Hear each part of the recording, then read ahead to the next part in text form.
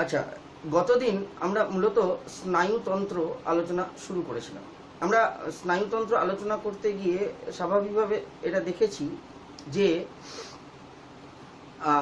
Neuron বা neuroglia দ্বারা গঠিত যে তন্ত্রের সাহায্যে জীব দেহ উদ্দীপনা গ্রহণ করে, উদ্দীপনা পরিবহন করে এবং উদ্দীপনায় সাড়া প্রদান করে পরিবর্তনশীল পরিবেশের সঙ্গে সামঞ্জস্য বজায় রেখে চলার চেষ্টা করে, বা আমরা বলতে পারি যে বিভিন্ন অঙ্গ, তন্ত্র ও যন্ত্রের মধ্যে সমন্বয় সাধন করে, সাধারণত তাকেই স্নায়ুতন্ত্র বলা হয়। তো এই স্নায়ুতন্ত্রের সংজ্ঞা এবং কাজ আমরা এর পূর্বে উভয় আলোচনা করেছি, এবং এই স্নায়ুতন্ত্রের সংজ্ঞা থেকে বোঝা যাচ্ছে যে এই তন্ত্রটি মূলত দুটি উপাদান, প্রধান উপাদান নিয়ে গঠিত। আমরা বলতে পারি যে স্নায়ুতন্ত্রের গঠনগত বা কার্যগত একক হলো নিউরন, এবং নিউরন ছাড়া আমরা দেখব নিউরোগ্লিয়াও সাধারণত এই স্নায়ুতন্ত্রের গঠনগত ও কার্যগত উপাদান। একটু দেখে নিই। বলছে স্নায়ুতন্ত্র, ঠিক আছে, বা নার্ভাস সিস্টেম। সংজ্ঞা থেকে আগের দিনই আমরা বুঝতে পেরেছি যে এই স্নায়ুতন্ত্রের দুটি প্রধান উপাদান রয়েছে। এক হলো নিউরন, অপরটি হচ্ছে নিউরোগ্লিয়া। নিউরোগ্লিয়া আমরা উভয় এই নিউরন বা নিউরোগ্লিয়া সম্পর্কে আলোচনা করব, তবে একটু মনে করার চেষ্টা করব যে এই নিউরন, একে স্নায়ুকোষ বলা হয়। স্নায়ুকোষ, বা আমরা বলে থাকি যে স্বাভাবিকভাবে এটাও এক প্রকারের কোষ। বলতে পারো যে বিশেষত্ব লাভ করেছে, বলতে পারো যে এর প্রধান কাজ হচ্ছে উদ্দীপনা গ্রহণ করা, উদ্দীপনা পরিবহন করা এবং উদ্দীপনায় সাড়া প্রদান। দেখো, এর আগের দিন মোটামুটি আমরা একটা ধারণা লাভ করেছি যে স্নায়ুতন্ত্র কিভাবে কাজ করে। একটু সংক্ষেপে যদি আরো একবার দেখে নেওয়া যায় তাহলে আমাদের সুবিধা হবে। সেটা হচ্ছে যে পরিবেশ থেকে মূলত দেখব যে উদ্দীপনা জীবের দেহে উপস্থিত গ্রাহক যন্ত্র দ্বারা গৃহীত হয়। আমরা বলে থাকি গ্রাহক বা রিসেপ্টর। আমরা রিসেপ্টর সম্পর্কে সংক্ষেপে হলেও এর আগের দিন আলোচনা করেছি। একটু দেখে নিন যে এই গ্রাহক থেকে দেখা গেছে যে বাহক বা আমরা বলে থাকি কন্ডাক্টরের মাধ্যমে সেই উদ্দীপনা সাধারণত গিয়ে পৌঁছয় কেন্দ্রীয় স্নায়ুতন্ত্র, সেন্ট্রাল নার্ভাস সিস্টেম, সিএনএস।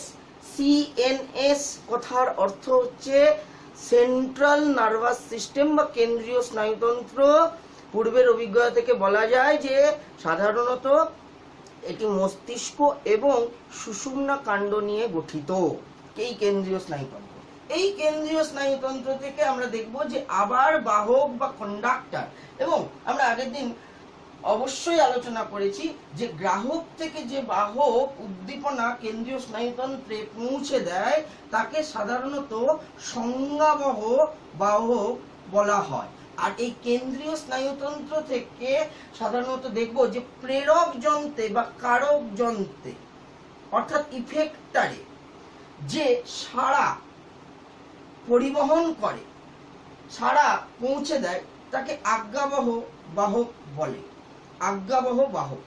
দেখো, মোটামুটি এই ছক থেকে আমরা এই ধারণা লাভ করতে পারি যে স্নায়ুতন্ত্র কিভাবে দেহে কাজ করে। এখানে আলাদা করে দেখতে পাচ্ছি যে স্নায়ুতন্ত্রের প্রধান দুটি উপাদান, এক হচ্ছে নিউরন বা আমরা বলে থাকি স্নায়ুকোষ, আর অপরটি হচ্ছে নিউরোগ্লিয়া। তা স্নায়ুতন্ত্রের কার্যগত বা গঠনগত উপাদান বলতে বোঝাচ্ছে যে এই নিউরন বা নিউরোগ্লিয়া নিয়েই এই তন্ত্রটি গঠিত। নিউরন কি? এক প্রকার কোষ। কোষ আলাদা কিছু নয়, বিশেষত্ব লাভ করেছে, এরা উদ্দীপনা গ্রহণ করে উদ্দীপনা পরিবহনে সাহায্য করে। একটু পূর্বে দিন আমরা আলোচনা করেছি যে গ্রাহক কি? সংবেদনশীল কোষ, জীবের দেহে উপস্থিত এক প্রকার সংবেদনশীল কোষ। আমরা বিভিন্ন উদাহরণের সাহায্যে গ্রাহক সম্পর্কে আলোচনা করেছি।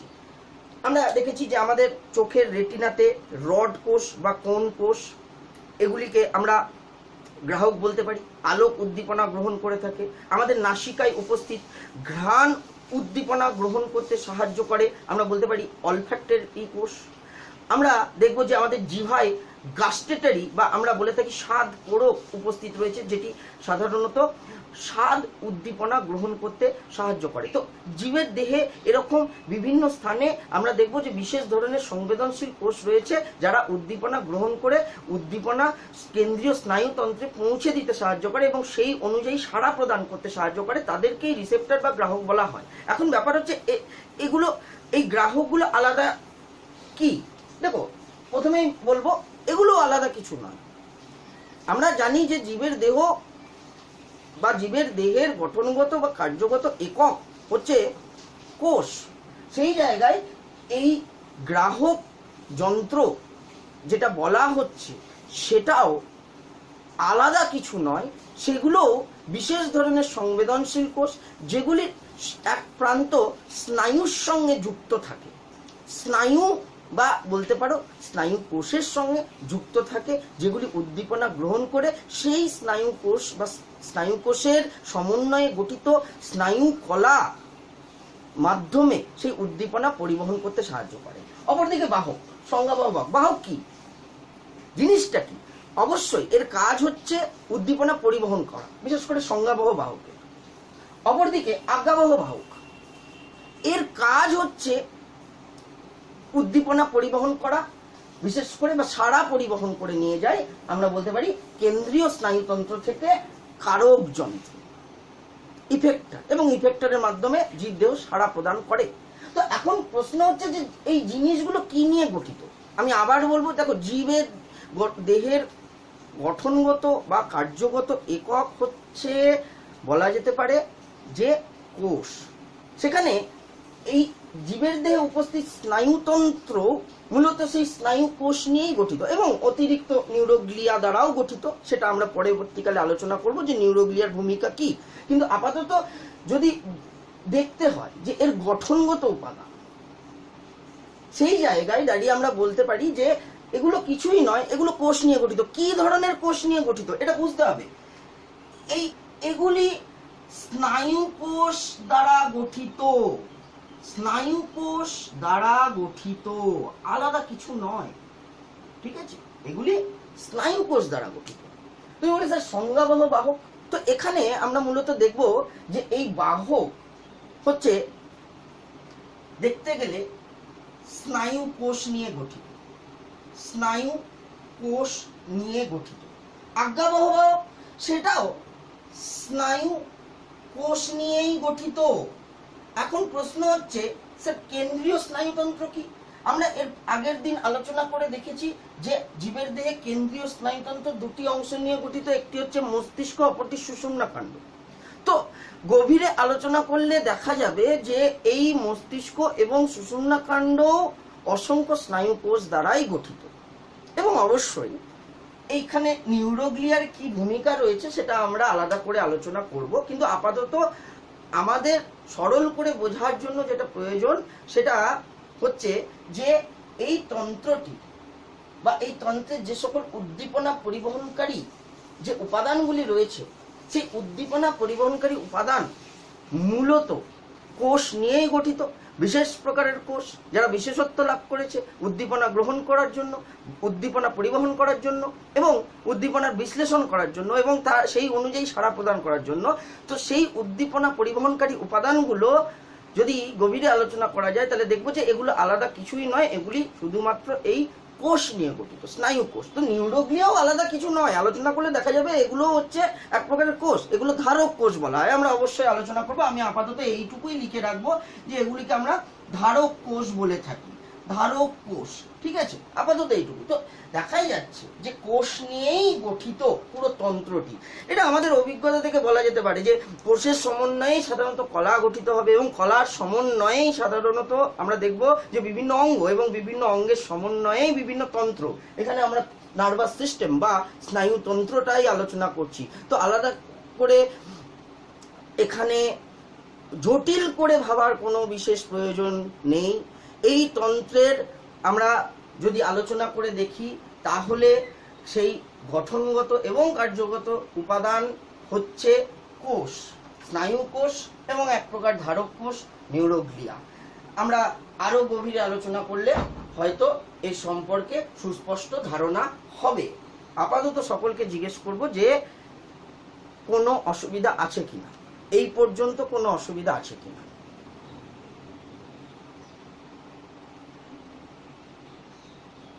ঠিক আছে, আমি এগিয়ে যাব। যদি কোনো প্রশ্ন থাকে নিশ্চয়ই প্রশ্ন করবে। ঠিক আছে, একটু দেখে নাও। বলছে যে আমরা তাহলে আমাদের আলোচনা এই নিউরন বা স্নায়ুকোষ দিয়ে শুরু করতে পারি।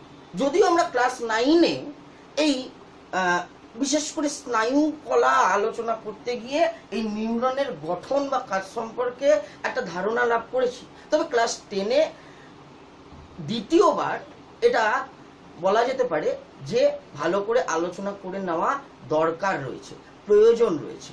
ঠিক আছে, তো শুরু করব আমরা নিউরন দিয়ে। প্রথমে নিউরন বা স্নায়ু কোষ, নিউরন বা স্নায়ু কোষ মাথায় রাখবে। নিউরন, একে আমরা স্নায়ু কোষ বলছি, এটা এক প্রকার কোষ।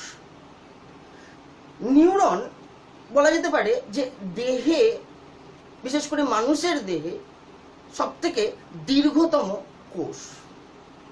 সাধারণত আমাদের অভিজ্ঞতা থেকে আমরা বলতে পারি যে একটি কোষের গঠন নির্ভর করে তার কাজের উপর। আমরা সাধারণত এর কাজ এর আগের দিন আলোচনা করে নিয়েছি। একটু যদি ভেবে দেখি তাহলে স্বাভাবিকভাবে এর কাজের ওপর এর গঠন নির্ভরশীল। তো আমরা প্রথমে এর গঠনটা আলোচনা করব। একটা নিউরনের গঠন, একটা নিউরনের গঠনে আমরা দেখব যে আলাদা কিছু নয়, স্বাভাবিকভাবে একটি কোষ দেহ আমরা পেয়ে থাকি। কোষ দেহ পেয়ে থাকি, কোষ দেহ। ঠিক আছে, অনেকটা বহুভুজাকৃতি হয়ে থাকে। তো এটা কি? এই অংশটা সম্পূর্ণটাই হচ্ছে একটি কোষ দেহ। তাহলে আমরা বলতে পারি একটি নিউরনের ভৌত গঠনে আমরা দেখব মূলত দুটি অংশ রয়েছে। এক হচ্ছে কোষ দেহ, দ্বিতীয় হচ্ছে আমরা বলতে পারি প্রবর্ধক। প্রবর্ধক, প্রসেসেস। এই প্রবর্ধক দু প্রকার হয়ে থাকে। এক হচ্ছে আমরা দেখব যে ক্ষুদ্র শাখা প্রশাখা যুক্ত ডেনড্রন, ডেনড্রন, আর দ্বিতীয় হচ্ছে দীর্ঘ শাখা প্রশাখা বিহীন অ্যাক্সন, অ্যাক্সন। ঠিক আছে, আমরা অবশ্যই গভীরে আলোচনা করার চেষ্টা করব এদের গঠন, এদের কাজ আলাদা আলাদা করে। তো প্রথমে দেখতে পাচ্ছি যে নিউরনের অংশে একটি প্রধান অংশ যেটিকে আমরা বলে থাকি কোষ দেহ। তাহলে দেখো কোষ দেহ কেন বলা হচ্ছে, কারণ এটা কোষ এক প্রকার। এই কোষ থেকে আমরা দেখব যে উদ্ভূত হয় সাধারণত বিভিন্ন ধরনের প্রবর্ধক। প্রবর্ধক, তো এই জায়গায় আমরা দেখব যে শাখা প্রশাখা যুক্ত ক্ষুদ্র প্রকৃতির প্রবর্ধক যেগুলি কোষ দেহ থেকে উদ্ভূত হয়ে থাকে, সেই শাখা প্রশাখা যুক্ত ক্ষুদ্র প্রবর্ধকগুলিকে মূলত বলা হয় ডেনড্রন। ডেনড্রন বলা হয়ে থাকে, ডেনড্রন। আমরা এটাও দেখব যে এই ডেনড্রন পুনরায় আরো ক্ষুদ্র শাখা প্রশাখায় বিভক্ত হয়ে থাকে। এই ক্ষুদ্র শাখা প্রশাখা ডেনড্রনের পুনরায় ক্ষুদ্র শাখা প্রশাখায় বিভক্ত হয়ে থাকে এবং এই শাখা প্রশাখাগুলোকে বলা হয় ডেনড্রাইট। Dendrite, dendrite. ঠিক আছে, তো এক হলো ডেনড্রন, দ্বিতীয় হচ্ছে ডেনড্রাইট। এবার চলে আসছি, তাহলে মাঝখানের এই অংশটা বহুভুজাকৃতি দেখা যাচ্ছে যে এই অংশটা হচ্ছে কোষ দেহ। তার পূর্বে একবার বলে দিতে চাই যে এই কোষ দেহ থেকে দেখতে পাচ্ছি যে উদ্ভূত হচ্ছে একটি দীর্ঘ শাখা প্রশাখা বিহীন এক প্রকার প্রবর্ধক। এই দীর্ঘ শাখা প্রশাখা বিহীন প্রবর্ধককে আমরা অ্যাক্সন বলে থাকি, ঠিক আছে। আমরা অবশ্যই পরবর্তীকালে অ্যাকশন সম্পর্কে আলোচনা করব। আগে কোষ দেহ দেখি। দেখো এটা কোষ দেহ, একটু আমরা যখন পড়ার সাথে সাথে একবার ভাবার চেষ্টা করব যে একটা কোষ তার সাধারণ গঠন কি হয়ে থাকে। একটা সাধারণ কোষের গঠনে আমরা কি কি অংশ দেখতে পাই, তো অভিজ্ঞতা কাজে লাগালেই সাধারণত আমরা বলতে পারি যে একটা কোষের বাইরের যে আবরণী, সেই বাইরের আবরণীকে মূলত আমরা বলে থাকি কি কোষ পর্দা। তো এক্ষেত্রেও আমরা দেখব যে কোষ সব থেকে বাইরে একটি আবরণী দ্বারা আবৃত থাকে, যাকে বলে কোষ পর্দা, বা একে আমরা প্লাজমা লেমা বলি। প্লাজমা লেমা, লেমা কথার অর্থ হচ্ছে পর্দা। একটু ফিরে গিয়ে ক্লাস 9-এ যেখানে কোষ এর পূর্বে আলোচনা করা হয়েছে সেটা যদি দেখো, তাহলে এই কোষ পর্দার বিভিন্ন নাম রয়েছে। কোষ পর্দা, কোষ ঝিল্লি, প্লাজমা পর্দা, প্লাজমা মেমব্রান, এবং তার সাথে সাথে আরো একটি নাম আমরা পেয়ে থাকি, সেটাকে বলা হয় প্লাজমা লেমা। তাহলে একটা কোষের বাইরের আবরণী যাকে কোষ পর্দা বা আমরা প্লাজমা লেমা বলে থাকি। ঠিক আছে, প্লাজমা লেমা এই কোষ পর্দা আবৃত করে রাখে সাধারণত সাইটোপ্লাজম, আমরা জানি। তো এক্ষেত্রেও আলাদা কিছু নয়, এক্ষেত্রেও আমরা দেখব যে এই কোষ পর্দা মূলত আবৃত করে রাখে সাইটোপ্লাজম। ঠিক আছে, আমরা একে নিউরোপ্লাজমও বলে থাকি অনেক ক্ষেত্রে। নিউরোপ্লাজম বলতে ক্ষতি নেই, যেহেতু নিউরনের কোষ দেহের মধ্যে সাইটোপ্লাজম, তাই একে নিউরোপ্লাজম বলা যেতে পারে। এবার বোঝা, একটা কোষের সাইটোপ্লাজমে আমরা সাধারণত বিভিন্ন ধরনের অঙ্গ, অঙ্গাণু ইত্যাদি দেখতে পাই, বিভিন্ন অঙ্গাণু দেখা যায়, তাই না? এক্ষেত্রেও যদি দেখি তাহলে দেখব যে কেন্দ্রে, এই সাইটোপ্লাজমের কেন্দ্রে একটি বৃহৎ ঘন গোলাকার বস্তু অবস্থান করে, এবং এই বৃহৎ ঘন গোলাকার বস্তুকে আমরা বলে থাকি নিউক্লিয়াস। যেমন একটা কোষের ক্ষেত্রে পেয়ে থাকি, এক্ষেত্রেও আলাদা কিছু নয়, এক্ষেত্রে আমরা দেখব যে একটি নিউক্লিয়াস রয়েছে। এই নিউক্লিয়াস ছাড়াও এই সাইটোপ্লাজমের মধ্যে আমরা বিভিন্ন অঙ্গাণু, এবার দেখো সকল অঙ্গাণুর নাম লেখা হয়তো এই জায়গায় সম্ভব নয়, আমি যে কথা বলছি একটু যদি নোট ডাউন করো বুঝে, তাহলে সুবিধা হয়। আমরা সাইটোপ্লাজমের নিউক্লিয়াস ছাড়াও বিভিন্ন কোষীয় অঙ্গাণু পেয়ে থাকি, কোষীয় অঙ্গাণু। এবার কোষীয় অঙ্গাণুগুলি কি কি হয়ে থাকে সাধারণত? কোষীয় অঙ্গাণুগুলি কি কি হয়ে থাকে? গলগি বডি হয়ে থাকে, এন্ডোপ্লাজমিক রেটিকুলাম হয়ে থাকে, ঠিক আছে, মাইটোকন্ড্রিয়া হয়ে থাকে। তো আমরা এখানে সংক্ষেপে লিখতে পারি গলগি বডি, এন্ডোপ্লাজমিক রেটিকুলাম, এছাড়া আমরা বলতে পারি মাইটোকন্ড্রিয়া ইত্যাদি। তো বিভিন্ন ধরনের কোষীয় অঙ্গাণু, যেমন Golgi body, endoplasmic reticulum, mitochondria ইত্যাদি ধরনের কোষীয় অঙ্গাণুর উপস্থিতি এই নিউরনের কোষ দেহের সাইটোপ্লাজমে আমরা পেয়ে থাকি। একমাত্র সেন্ট্রোজোম, ঠিক আছে, এটি অনুপস্থিত। সেন্ট্রোজোম অনুপস্থিত, এটা আমাদের মাথায় রাখতে হয় যে বিভিন্ন কোষীয় অঙ্গাণু উপস্থিতি দেখা যায়, কিন্তু এতে সেন্ট্রোজোম সাধারণত অনুপস্থিত থাকে। একটু অন্যভাবেও বলা যেতে পারে, অনেক লেখকের ভাষা অনুযায়ী আমরা দেখব যে এটাও লেখা থাকে যে সেন্ট্রোজোম উপস্থিত থাকলেও নিষ্ক্রিয়। নিষ্ক্রিয়, সেন্ট্রোজোম উপস্থিত থাকলেও নিষ্ক্রিয়। বলছে এই সেন্ট্রোজোমের কাজ কি? সাধারণত আমরা বলতে পারি এটি বেম তন্তু গঠন করে। বেম তন্তু গঠন করে, ঠিক আছে। বেম তন্তু যদি আলোচনা করে দেখা যায় গভীরে, এই বেম তন্তু কোষের বিভাজনে বিশেষ ভূমিকা পালন করে। আরেকটু যদি মনে করার চেষ্টা করি তাহলে আমরা দেখব যে সাধারণত এই স্নায়ু কোষ বিভাজিত হয় না। এখন প্রশ্ন হচ্ছে যে স্নায়ু কোষ কেন বিভাজিত হয় না? কারণ স্নায়ু কোষে সেন্ট্রোজোম অনুপস্থিত থাকে এবং আমরা বলতে পারি যে এই স্নায়ু কোষে সেন্ট্রোজোম উপস্থিত থাকলেও সেটি নিষ্ক্রিয় অবস্থায় থাকে। ফলে এই সেন্ট্রোজোমের অনুপস্থিতির জন্য বলো বা নিষ্ক্রিয়তার জন্যই বলো, আমরা দেখব সাধারণত কি না বেমতন্তু গঠিত হয় না। ফলে এরা বিভাজনে অক্ষম। এরা বিভাজনে অক্ষম। তাহলে এটা একটা সাধারণত স্নায়ু কোষের বৈশিষ্ট্য। বলছে এছাড়া আরো দুটো গুরুত্বপূর্ণ গঠন আমরা পেয়ে থাকি। এক হচ্ছে আমরা দেখব যে এর মধ্যে সাধারণত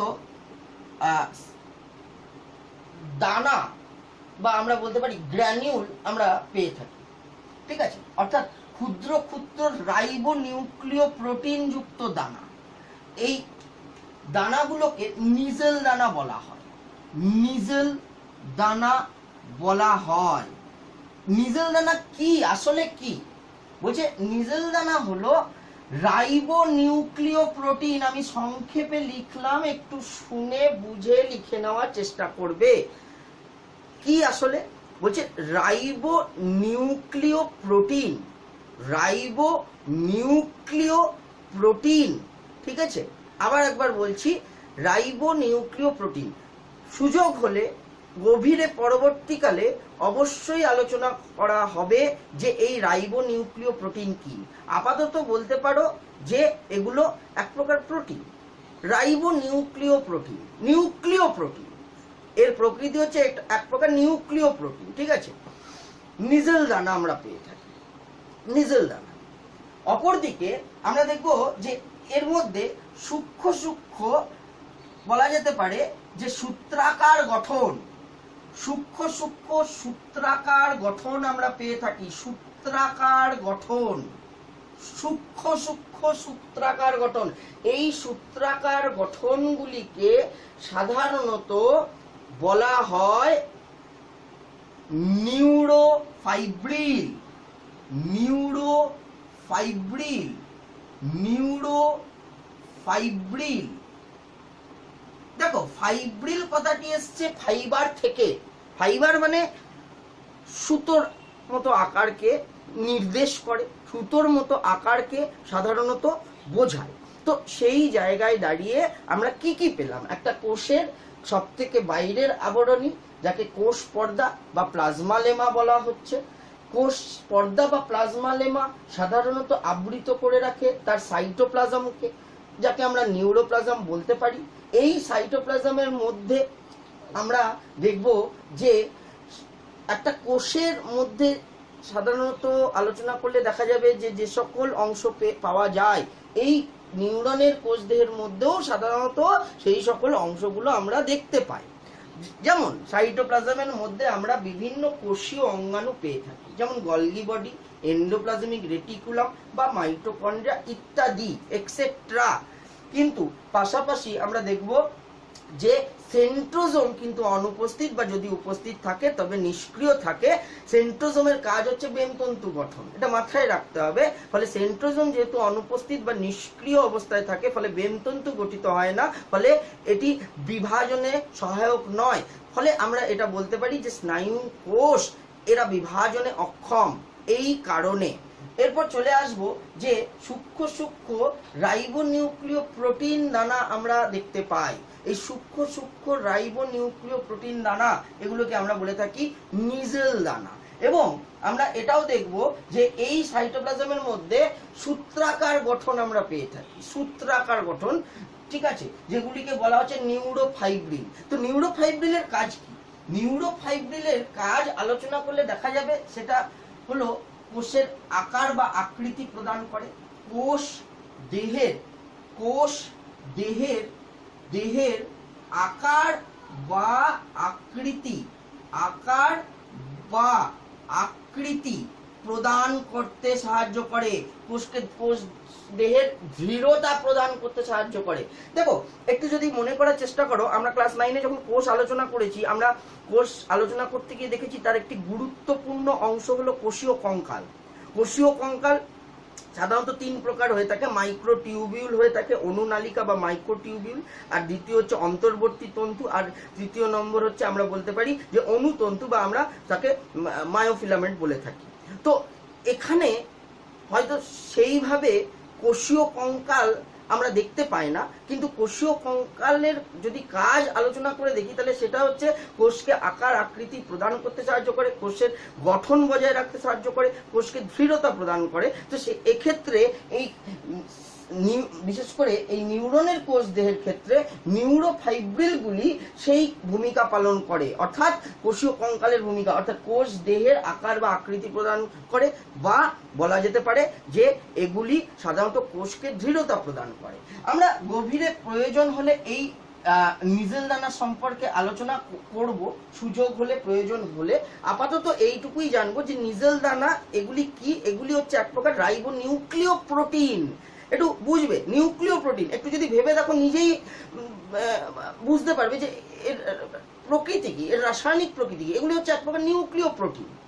নিউক্লিয় প্রোটিন কি আশা করছি সকলে জানা আছে। এর পূর্বে আমরা বিশেষ করে ক্রোমোজোম ডিএনএ আলোচনা করেছি, তো অসুবিধা হবে না একবার ভেবে দেখলে। তো সেই জায়গায় এগুলি হচ্ছে রাইবোনিউক্লিয় প্রোটিন, ঠিক আছে।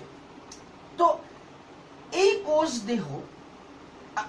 দেহ থেকে আমরা দেখতে পাচ্ছি যে ক্ষুদ্র ক্ষুদ্র শাখা প্রশাখা যুক্ত যে প্রবর্ধক উদ্ভূত হয়েছে তাকে আমরা বলে থাকি বিশেষ করে ডেনড্রন। আর এই ডেনড্রন থেকে দেখবো যে পুনরায় যে শাখা প্রশাখা উদ্ভূত হয় তাকে বলা হয় বিশেষ করে ডেনড্রাইট, ঠিক আছে। তো ডেনড্রন কি? দেখো ডেনড্রন আমরা যদি দেখি, এদের কাজ হচ্ছে মূলত উদ্দীপনা গ্রহণ করে। ডেনড্রনের কাজ হলো উদ্দীপনা গ্রহণ করা। ডেনড্রন উদ্দীপনা গ্রহণ করে সেই উদ্দীপনা সাধারণত আমরা দেখব সেটি কোষ দেহকে প্রেরণ করে। আমি একটু স্ক্রিনটা নিচে নামাচ্ছি, একটু দেখে নেবে, ঠিক আছে। ডেনড্রন কোষ দেহকে প্রেরণ করে, তার মানে ডেনড্রন কি করে? উদ্দীপনাটাকে গ্রহণ করে সেটা কোষ দেহকে প্রেরণ করে। কোষ দেহ কি করে? কোষ দেহ সেটা অ্যাকশনে প্রেরণ করে। অ্যাকশন সেটাকে কি করে? পরিবহন করে। অ্যাকশন কি করে? পরিবহন। তাহলে দেখো কাজ বিভিন্ন, একটা নিউরনের বিভিন্ন অংশের কাজগুলো এখানেই হয়ে যাচ্ছে, একটু দেখে নেবে, ঠিক আছে। তাহলে এখানে যদি বলে ডেনড্রনের কাজ কি, ডেনড্রনের কাজ হচ্ছে উদ্দীপনা গ্রহণ করতে সাহায্য করে এবং কোষ দেহকে প্রেরণ করে। এখন প্রশ্ন হচ্ছে কোষ দেহর কাজ কি? এই কোষ দেহ ডেনড্রন থেকে আগত উদ্দীপনাকে গ্রহণ করে আমরা বলতে পারি, এবং সেই উদ্দীপনাকে অ্যাকশনে প্রেরণ করতে সাহায্য করে। তাহলে কোষ দেহ এই ডেনড্রন এবং অ্যাকশনের মধ্যে একটা সংযোগ স্থল রূপে কাজ করে আমরা বলতে পারি, একটা সংযোগ স্থল রূপে কাজ করে। অ্যাকশনের কাজ কি? অ্যাকশন মূলত আমরা দেখব যে এই উদ্দীপনাটাকে পরিবহন করে নিয়ে যায়। এরপরে প্রশ্ন উঠে আসবে আশা করছি যে কোথায় যায়, কিভাবে যায়, সেটা পরের ব্যাপার। কিন্তু আপাতত এই নিউরনের যদি বিভিন্ন অংশের কাজগুলো আলোচনা করে দেখি তাহলে এটাই হচ্ছে কাজ, ঠিক আছে। এটাই হচ্ছে মূলত এর কাজ। আশা করছি এই পর্যন্ত কোনো অসুবিধা নেই। আমরা অ্যাকশনের গঠনটা একটু দেখে নেব, অ্যাকশনের গঠনটা একটু আলোচনা করে নেব। অ্যাকশন যদি আমরা দেখি, আমরা বলতে পারি যে এগুলি হচ্ছে আজ্ঞাবহ প্রবর্ধক বলা যেতে পারে। ডেনড্রনকে আমরা সংজ্ঞাবহ প্রবর্ধক বলতে পারি। ডেনড্রনকে সংজ্ঞাবহ প্রবর্ধক বলা যেতে পারে। ভেবে দেখবে কেন বলা যেতে পারে সংজ্ঞাবহ প্রবর্ধক বলা যেতে পারে। কেন বলতে পারি একটু ভাবলেই পেয়ে যাবে। কারণ সংজ্ঞাবহ কি করে, সে উদ্দীপনাকে গ্রহণ করে প্রেরণ করে। তো আমরা এর পূর্বে দেখেছি সংজ্ঞাবহ বাহকের কাজ কি, তাহলে সেই কারণেই আমরা বলতে পারি ডেনড্রনকে এখানে সংজ্ঞাবহ বাহক করে, যেহেতু সে উদ্দীপনাটাকে গ্রহণ করছে এবং কোষদেহকে প্রেরণ করছে। তাহলে সেই জায়গায় অ্যাকশন, একে আমরা আজ্ঞাবহ, একে সাধারণত আমরা আজ্ঞাবহ প্রবর্ধক প্রবর্ধক বলতে পারি, একে আমরা আজ্ঞাবহ প্রবর্ধক বলতে পারি। ঠিক আছে, তো বলা যেতে পারে যে নিউরনের যে আজ্ঞাবহ প্রবর্ধক সাধারণত স্নায়ু স্পন্দন উদ্দীপনা পরিবহন করে। এর কাজ কি? পরিবহন করা, স্নায়ু উদ্দীপনাকে পরিবহন করা। এই জন্য আমরা বলতে পারি যে নিউরনের যে শাখা প্রশাখা বিহীন দীর্ঘ প্রবর্ধক, আগেই দেখেছি অ্যাকশন হচ্ছে শাখা প্রশাখা বিহীন দীর্ঘ প্রবর্ধক। তাহলে সেই জায়গায় আমরা বলতে পারি যে নিউরনের যে শাখা প্রশাখা বিহীন দীর্ঘ প্রবর্ধক কোষ দেহ থেকে আগত উদ্দীপনা গ্রহণ করে সাধারণত সেটাকে পরিবহন করে, তাকেই বলা হচ্ছে অ্যাকশন। এবার অ্যাকশনের গঠনটা, একটু অ্যাকশনের গঠনটা আমরা আলোচনা করার চেষ্টা করব, একটু দেখবে অ্যাকশনের গঠন। ঠিক আছে,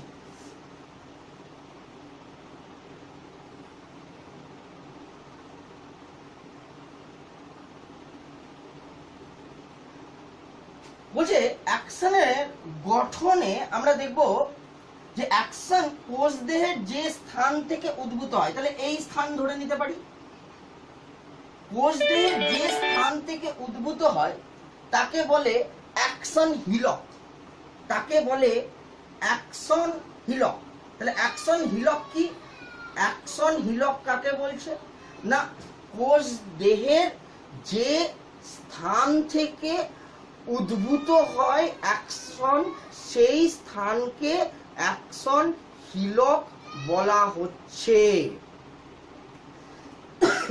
আমরা দেখবো অ্যাকশন হিলক থেকে উদ্ভূত হওয়ার পর সেটি বিস্তৃত লাভ করে এবং এই অ্যাকশনের মধ্যে যে সাইটোপ্লাজম, দেখো এর মধ্যে স্বাভাবিকভাবে সাইটোপ্লাজম থাকার কথা, কারণ এটা তো এই কোষ দেহেরই একটা অংশ, একটা কোষ দেহ থেকে উদ্ভূত প্রবর্ধক। তো এটা স্বাভাবিক ব্যাপার যে এর মধ্যে যেমন সাইটোপ্লাজম আছে, এই সাইটোপ্লাজম অ্যাকশনের মধ্যেও বিস্তৃত, এবং এই অ্যাকশনের মধ্যে বিস্তৃত সাইটোপ্লাজমকে আমরা বলে থাকি অ্যাক্সোপ্লাজম। অ্যাক্সোপ্লাজম, অ্যাক্সোপ্লাজম, ঠিক আছে, অ্যাক্সোপ্লাজম বলে থাকি। অ্যাক্সোপ্লাজমের বাইরে যে আবরণী, তার মানে এইটা হচ্ছে বাইরের আবরণী যেটি অ্যাক্সোপ্লাজমকে আবৃত করে রেখেছে। এই অ্যাক্সোপ্লাজমের বাইরের আবরণীকে বলা হচ্ছে অ্যাক্সোলেমা। অ্যাক্সোলেমা, অ্যাক্সোপ্লাজমের বাইরের আবরণীকে বলা হচ্ছে অ্যাক্সোলেমা বলতেই পারি। এখানে যদি প্লাজমা লেমা বলতে পারি, তাহলে এখানে অ্যাকশনের বাইরের আবরণীকে অ্যাক্সোলেমা বলতে পারি। এবার বলছে এই অ্যাক্সোলেমার বাইরে আমরা দেখব যে সাধারণত একটি পুরু ফ্যাটের স্তর, বিশেষ করে এটি বিচ্ছিন্ন প্রকৃতির পুরু ফ্যাটের স্তর আমরা পেয়ে থাকি। স্থানে স্থানে দেখা যাবে যে একটি পুরু ফ্যাটের স্তর পাওয়া যায়। এই পুরু ফ্যাটের স্তরকে বলা হয় মায়োলিন শীথ। একে আমরা বলি মায়োলিন শীথ। মায়োলিন শীথ, শীথ বলতে আবরণীকে নির্দেশ করছে, একটা মায়োলিন ফ্যাটের আবরণী যেটি বিচ্ছিন্ন প্রকৃতির, যেটি স্থানে স্থানে উপস্থিত, অ্যাক্সোলেমার বাইরে এটি উপস্থিত। এবং আমরা দেখব যে এই মায়োলিন শীথকে আবৃত করে রাখে আরো একটি সবথেকে বাইরের আবরণী। ঠিক আছে, আরো একটি সবথেকে বাইরের আবরণী। এই সবথেকে বাইরের আবরণীকে বলা হচ্ছে নিউরোলেমা। একে বলে নিউরোলেমা। লেমা সেটা তো আবরণী, বোঝাই যাচ্ছে। আমরা বলতে পারি নিউরনের বাইরের আবরণীর জন্য এই ভাষা ব্যবহার করা হয়, ওই জন্য আমরা বলে থাকি কি না নিউরোলেমা। নিউরোলেমা, নিউরোলেমা এটা বলা হয়, নিউরোলেমা। আশা করছি অসুবিধা হওয়ার কথা নয়। বলছে যে এখানে এক বিশেষ ধরনের কোষ আমরা দেখতে পাই, বিশেষ করে এই মায়েলিন শীথ এবং নিউরোলেমার মধ্যবর্তী স্থানে অবস্থান করে বিশেষ ধরনের কোষ। এই বিশেষ ধরনের কোষকে বলা হয় সোয়ান কোষ। সোয়ান কোষ, ঠিক আছে, সোয়ান কোষ। দুটো মায়েলিন শীথের মাঝখানে বা মধ্যবর্তী স্থান, মানে এই স্থানটা, এই স্থানটাকে বলা হচ্ছে র্যানভিয়ারের পর্ব। আমি এইখানে লেবেল করছি, আমার আর জায়গা নেই। র্যানভিয়ারের পর্ব, র্যানভিয়ারের পর্ব, পর্ব বা নোড অফ র্যানভিয়ার বলে থাকি আমরা, বলে থাকি নোড অফ র্যানভিয়ার। তাহলে র্যানভিয়ারের পর্ব কি? দুটো মায়েলিন শীথের মাঝখানের স্থানকে বা মাঝখানের পর্বকে বা মধ্যবর্তী স্থানকে সাধারণত বলা হয় র্যানভিয়ারের পর্ব। আমরা এটাও বলতে পারি যে এই মায়েলিন শীথ স্থানে স্থানে বিচ্ছিন্ন, এবং এই বিচ্ছিন্ন স্থানগুলিকে বলা হচ্ছে, বা মায়েলিন শীথের মধ্যবর্তী বিচ্ছিন্ন স্থানকে বলা হচ্ছে র্যানভিয়ারের পর্ব বা নোড অফ র্যানভিয়ার। আরেকবার দেখে নেব, সংক্ষেপে দেখে নেবে। সেটা হচ্ছে যে এটি নিউরন বা স্নায়ু কোষ।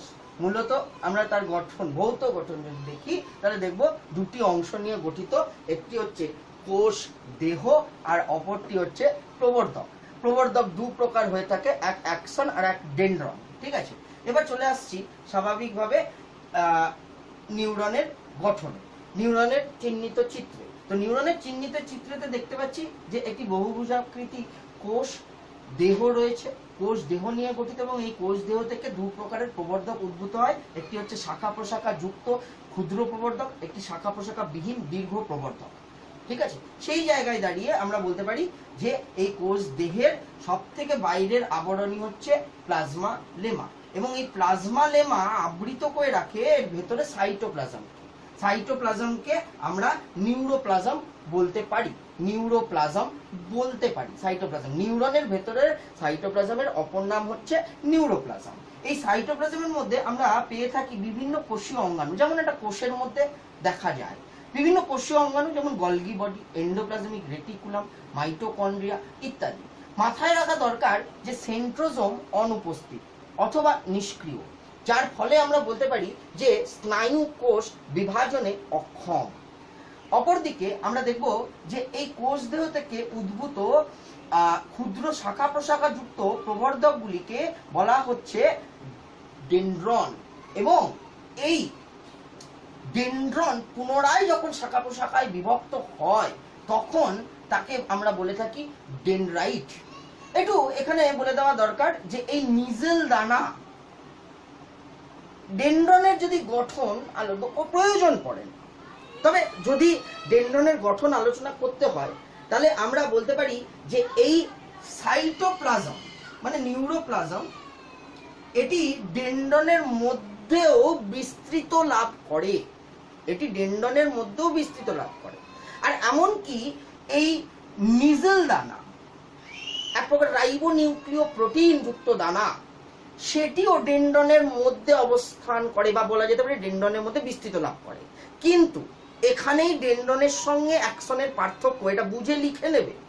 এটা এখানেই ডেনড্রনের সঙ্গে অ্যাকসনের পার্থক্য, যে এই অ্যাকসনের মধ্যে যে সাইটোপ্লাজম, যাকে আমরা বলে থাকি অ্যাক্সোপ্লাজম, এর মধ্যে কিন্তু নিজেল দানা থাকে না। তাহলে ডেনড্রনে কি বলতে পারি?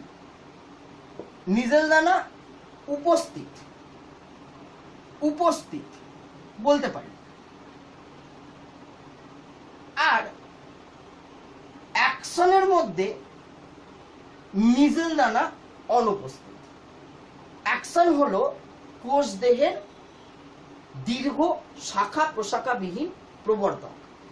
অপরদিকে আমরা দেখব যে এই অ্যাকশনের শেষ প্রান্ত সাধারণত এরকম শাখা প্রশাখা যুক্ত হয়ে থাকে। শেষ প্রান্ত এরকম শাখা প্রশাখা যুক্ত হওয়ার জন্য এটা অনেকটা ব্রাশের মতো দেখায়, ওই জন্য একে আমরা প্রান্তীয় ব্রুশ বলে থাকি।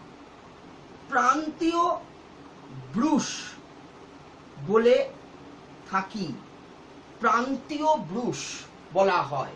আরো একবার বলবো যে অ্যাকশনের শেষ প্রান্ত সাধারণত এরকম শাখা প্রশাখা যুক্ত হওয়ার জন্য অনেকটা ব্রাশের মতো দেখায়, যার জন্য এর শেষ প্রান্তকে প্রান্তীয় ব্রুশ বলে।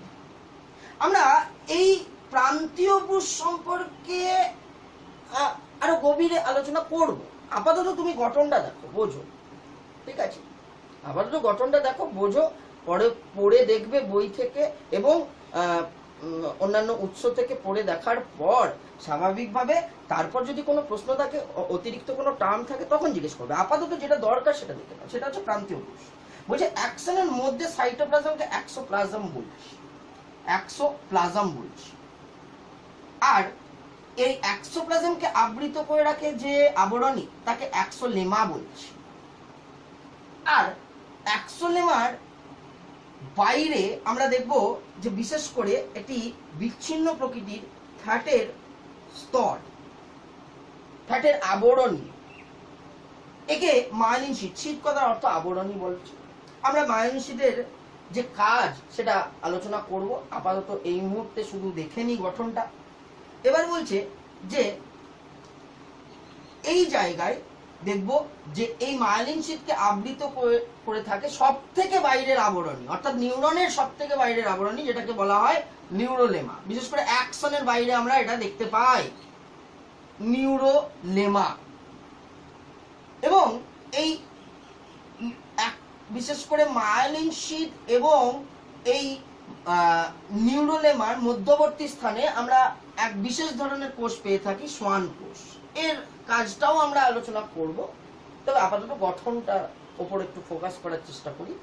সোয়ান কোষ বলছে কাজ কি? ডেন্ডন এখানে সংজ্ঞাবহ রূপে কাজ করে, বাহক রূপে কাজ করে। এ উদ্দীপনা গ্রহণ করে কোষ দেহকে প্রেরণ করে। কোষ দেহ ডেন্ডন এবং অ্যাকশনের মধ্যে সংযোগ স্থাপন করে।